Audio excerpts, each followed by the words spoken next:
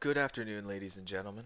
My name is Jacob Husband, and in this video, I will be talking about the 5 good emperors, the keepers of Pax Romana, and near the end of the video, I will be discussing what are some of the similarities between certain characteristics of the emperors that we can sort of glean at for how they were able to keep the Pax Romana alive as long as they did.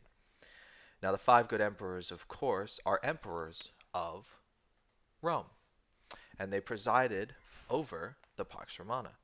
The Roman Empire was a massive Mediterranean empire that lasted over 1,000 years, and the Pax Romana is a specific time of Roman history.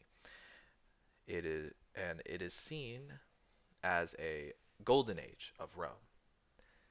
And as we get into the next slide here, Pax Romana means peace of Rome. That's what its translation is, because Pax Romana is Latin. Pax Romana spanned from about 27 BC to 180 AD. It was started by this man here, Augustus, the first emperor of Rome. He was the creator of the Roman Empire and also the creator of the Pax Romana, which would last up until 180. So he wouldn't even be alive to see the end of the Pax Romana, which is how substantial his creation of it was. During this time, Rome saw unprecedented peace and prosperity. It was a golden age of Rome, and all of the empire and all of its provinces and provincial holdings, and for its people, both high and low. Um, but and during this golden age was the emergence of the 5 good emperors, which lived and ruled through this golden age, and in fact saw the end of its golden age. Now, as now to look at specifically the 5 good emperors and who they were. As you can see, here's are all the 5, and this is them in chronological order of succession, which is very important to understand and learn. We have Nerva the first, Trajan the second, Hadrian the third, Antoninus Pius the fourth, and Marcus Aurelius the last and fifth of the 5 good emperors. Now, to start this off, we will talk about Nerva. Now, Nerva is mainly known, very boringly, as the first of the 5. He's not extremely notable during this time. However, one notable thing is he comes off the heels of a very interesting emperor called Domitian, this guy right here. Domitian was the last of the Flavian dynasty, right before the emergence of the 5 good emperors, or the Nerva-Antonine dynasty. Nerva was voted in by the Senate, which he was the only Roman emperor to be voted in by the Senate and to be placed on the imperial throne. He was a senator himself and even was a senatorial advisor to Domitian himself, which caused many conflictions with certain people. However, during his reign, he was a very generous man. In certain sources, such as the Dio Cassius, it is stated that he sold furniture to pay people who were wrongfully accused by Domitian of conspiracy. He also was seen to have a sense of justice. Throughout his reign, he did not execute anyone, even those who were possibly caught in a conspiracy. He decided to let go and jail and did not execute anyone. I'm paraphrasing this quote, but he is quoted as saying that he can die with peace, for no one wants him dead. I'm gonna cut that out. He also was old and sickly. Nerva was very old at this time. He was known to vomit up food. He had a little bit of a limp. Fairly old man. Um, and that explains his quite short reign, which only lasted from 96 AD to 98 AD. Nerva, while not being especially important, was the first of the five good emperors. He must be credited with the start of the succession of the five good emperors. For without Nerva and his understandably meritocratic pick of the next emperor, none of these emperors possibly could have taken and rose to the power, and rose to power through peaceful means of normal succession. No civil wars, no fighting, no conspiracies, no trickery. Nerva, at near his reign, adopts a man named Trajan. He adopts him and names him the next emperor. Trajan is known for being a conqueror, specifically the conqueror of the Dacians and the Persians, or the Dacians, however you wish to pronounce that. He presided over Rome during its peak territorially. This map here showcases the farthest the borders of Rome had ever reached, ever. It had peaked in 117 AD. After the death of Trajan, however, there were certain reforms done by the next emperor that lessened the territory, and they never truly were able to reach the height that Trajan did during his reign. Trajan, excuse me, Trajan was also known as generous. He sent out lots of money to the Roman people, and he started charities for orphans and orphanages to give them money and help support the poor children of Rome. He's also known as disciplined. He was a man of military might. He was a general first and foremost, and he was extremely disciplined and garnered a lot of respect from all of his legions, thus leading to a lot of more peace and prosperity in the region, since no legion doubted his authority and prowess. He also, just like Nerva, had a sense of justice. He didn't have anyone executed throughout his reign. He talked to the Senate in a very friendly terms, and he was seen as a very good man. Trajan is also remembered very fondly by the Romans. Many Romans, Dio Cassius and many other Roman historians, see Trajan as the best of the five, the least controversial, the ideal Roman leader. His reign lasted from 96 AD, 98 AD, excuse me, 98 AD to 117 AD. This reign was almost 20 years, around 19 years. So a fairly long reign for a fairly good emperor. Trajan, however, would pick quite the controversial next emperor. He adopted a man named Hadrian. Hadrian is the most hated of the five and the most controversial. He is most controversial and hated for something we'll get into later, but one thing that he is also most known for is something you've probably heard before, Hadrian's Wall. Hadrian's megastructure wall is an extremely wonderful example of Roman ingenuity and engineering, and also just the status and power of the Roman Empire, that he would be able to build a giant, hundreds of miles long wall across Britain to separate Roman Britain from the Picts and the Scots above them. Hadrian is seen as very generous. If you're seeing a pattern here, that's good. Keep that in mind. He's very generous. He continued and increased the funds of Trajan's orphanage, excuse me, of Trajan's orphanage fund, and he also continued Trajan's tradition of giving a lot of money to the Roman citizens. Very generous man, and seen as that. However, this is where the controversy starts to seep in. Trajan utilized execution to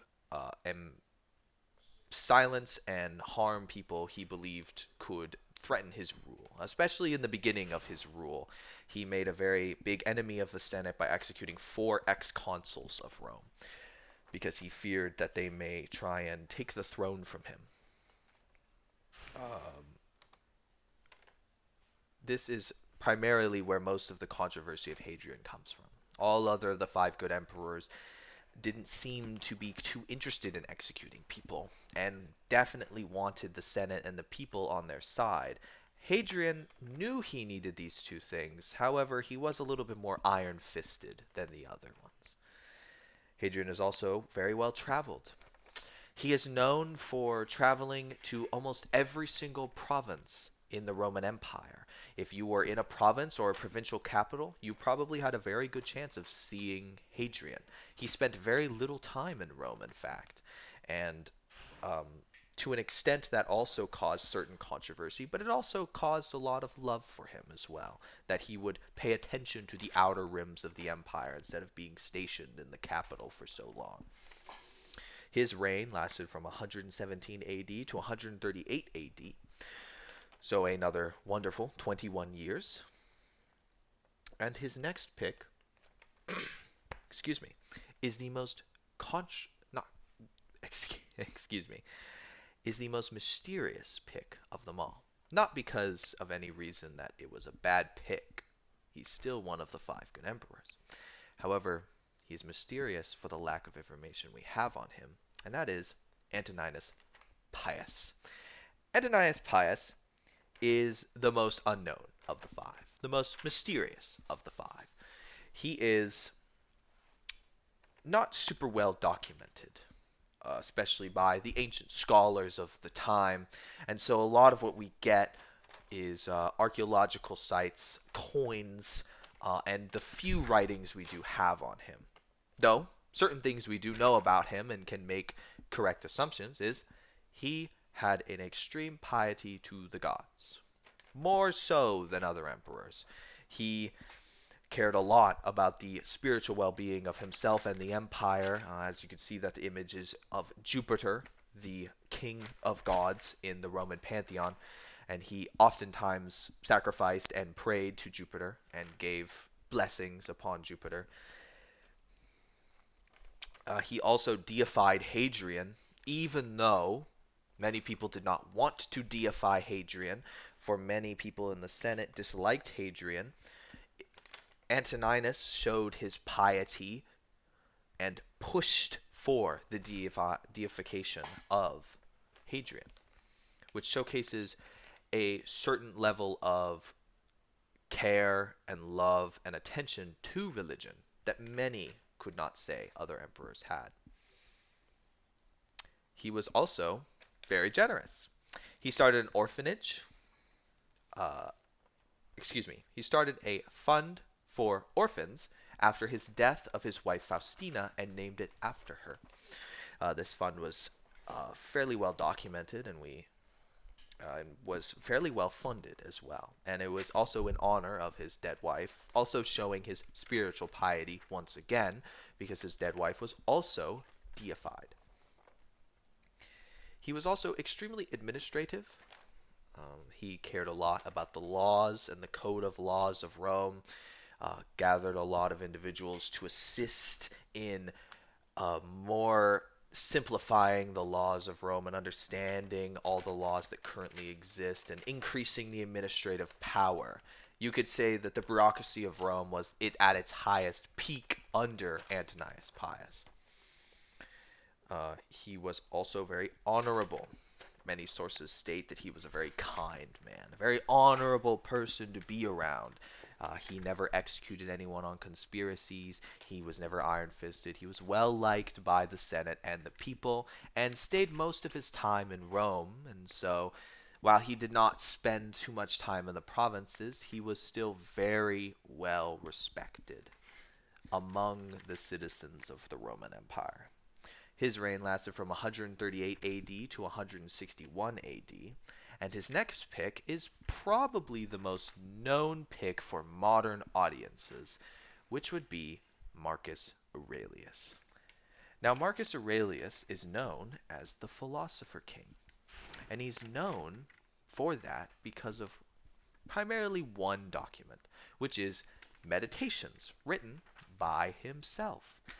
He wrote this uh, Meditations book, and it is full of certain lessons of how to be a leader, but also certain lessons of how to live life. And it's a very it hinges, excuse me, on the philosophical understanding of Stoicism. This this book is widely circulated in the modern age, and you can easily get your hands on this book through places such as Amazon and other online websites.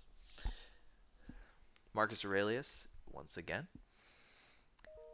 generous man, extremely generous, in fact. Had He continued to give money to many people. He gave out plenty of denarii, as some sources suggest, to Roman citizens. He also started funds to educate orphans and children of Rome, since he was very much a bookworm, as many people call him. He cared a lot about the education of the children of Rome, which was fairly different from many emperors. He was also Stoic. He was a very stoic, philosophical man. He brought that into his leadership and brought that sort of I must be a good leader attitude to a lot of the decision makings that he made. And another interesting thing is he was okay with power sharing. Many people do not know that Marcus Aurelius shared power in the first couple of years of his reign with a man named Verus. Verus and Marcus Aurelius were co-emperors, and they seem to have get along pretty well. Marcus Aurelius also, near the end of his reign, was co-emperor with his son Commodus. And so Marcus Aurelius has this sort of anti-paranoia, sort of this calm demeanor to him that he's even okay with sharing his power, which is never normally the case for emperors and will not be seen again until Diocletian. And even after Diocletian, there's still problems of sharing this power of Rome. But he seemed okay with it. He seemed very relaxed with it, and there's no real indication that there was any conflict when he was sharing power. And his reign lasted from 161 AD to 180 AD. Now comes Commodus. Commodus is the son of Marcus Aurelius. As I mentioned before, they were power sharing for the last little bit of Marcus Aurelius's reign. Commodus is seen as the ender of the Golden Age of Rome. Commodus is not part of the five good emperors. There is not six good emperors, there are five good emperors. And there's a reason for that.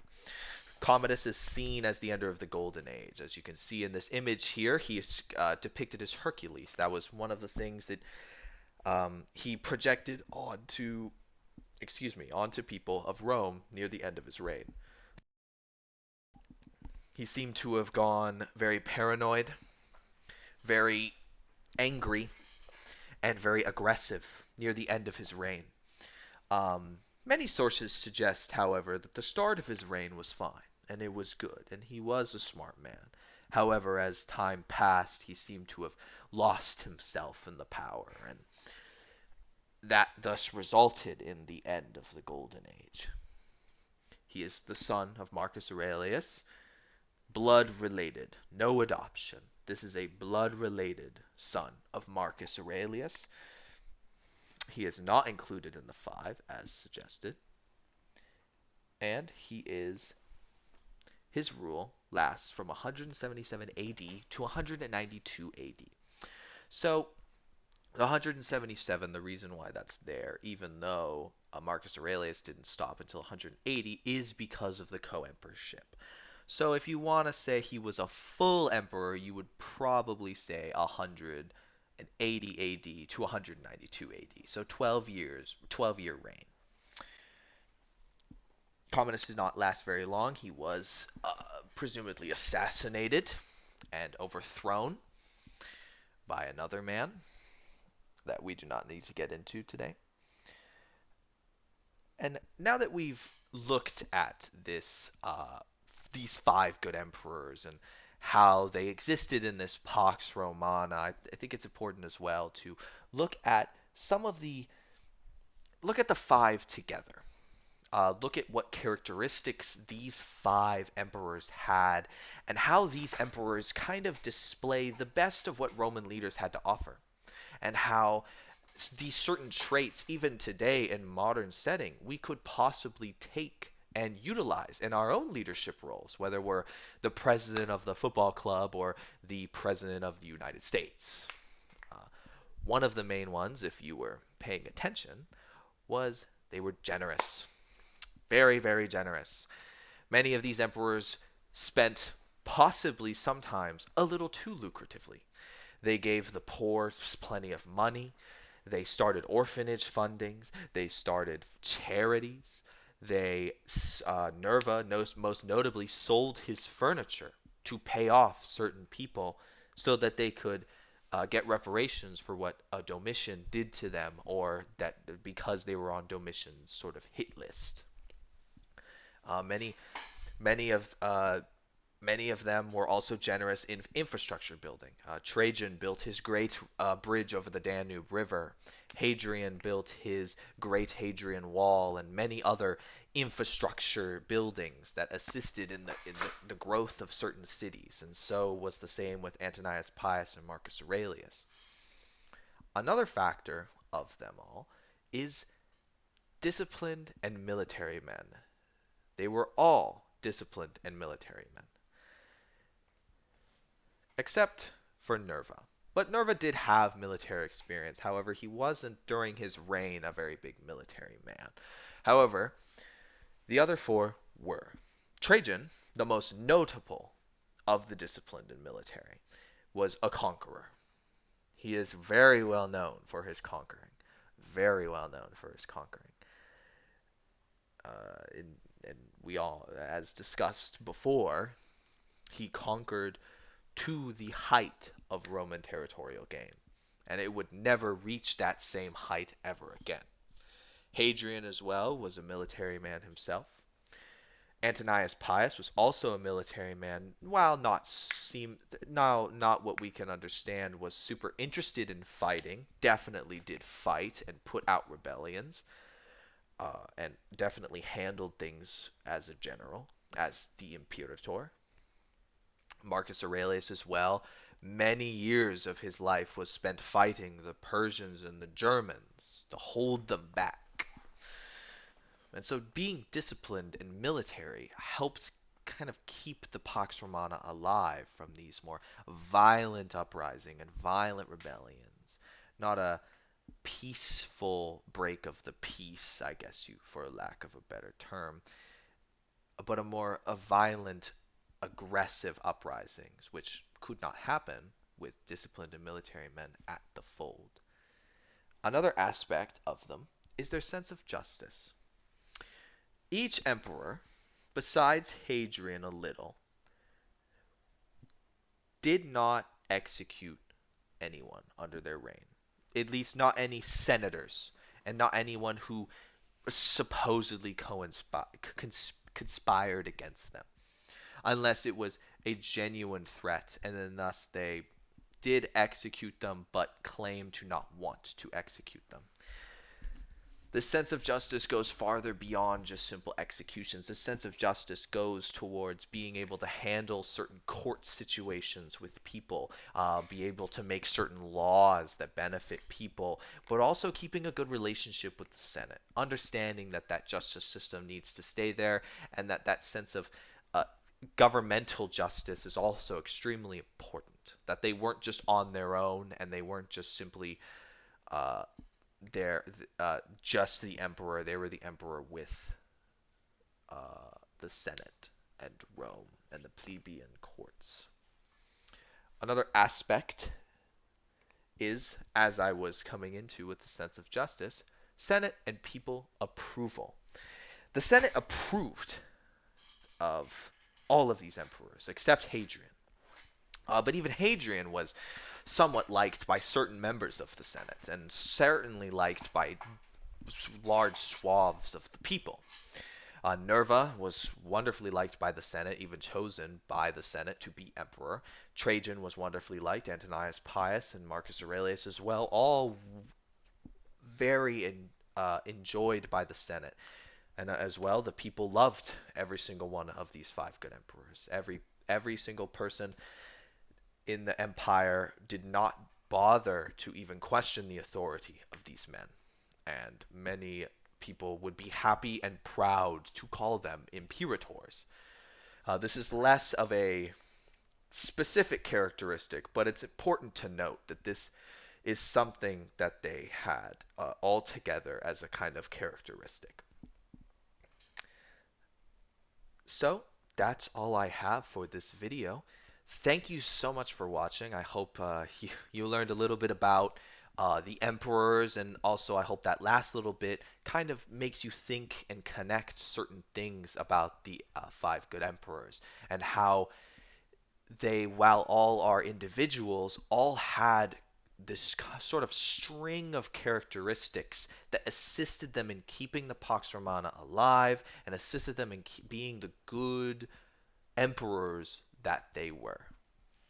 Thank you so much. I hope you all have a wonderful day.